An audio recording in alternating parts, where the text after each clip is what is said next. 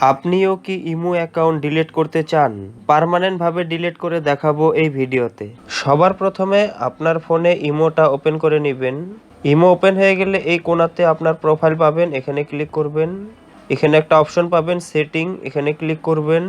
এখানে একটা অপশন পাবেন অ্যাকাউন্ট অ্যান্ড সিকিউরিটি, এখানে ক্লিক করবেন। সবার নিচেই দেখতে পারবেন ডিলেট ইমো অ্যাকাউন্ট, এখানে ক্লিক করুন একবার। এখানে এরকম একটা অপশন পাবেন অ্যাপ্লাই টু ডিলেট, এখানে ক্লিক করুন।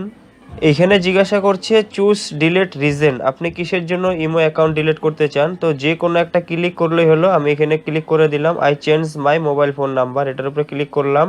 এখন চাইলে আমি এখান থেকে মোবাইল নাম্বার চেঞ্জও করতে পারবো, কিন্তু আমি এখন ডিলিট করে দেখাবো কিভাবে পার্মানেন্টলি ভাবে ডিলিট করবেন। এখানে একটা অপশন আছে দেখুন কন্টিনিউ টু ডিলিট, এটার উপরে ক্লিক করবেন। এখানে আপনার ইমো নাম্বারটা দিয়ে দিবেন। এখানে ইমো নাম্বার দেওয়ার পরে এই উপরে একটা অপশন আছে দেখুন, এখানে একবার ক্লিক করে দিবেন। এখানে একটা ইম্পর্টেন্ট নোটিফিকেশন দেখাবে আর এখানে 15 সেকেন্ড টাইম লাগবে। এখানে দেখুন 15 সেকেন্ড টাইম শেষ হওয়ার পরে এখানে দেখাচ্ছে এগ্রি অ্যান্ড ডিলেট, জাস্ট এটার উপরে একবার ক্লিক করে দিন। এখানে আবার দেখাচ্ছে ডিলেট অ্যাকাউন্ট, তো এখানে ডিলেট অপশন আসলো, এটার উপরে একবার ক্লিক করে দিন।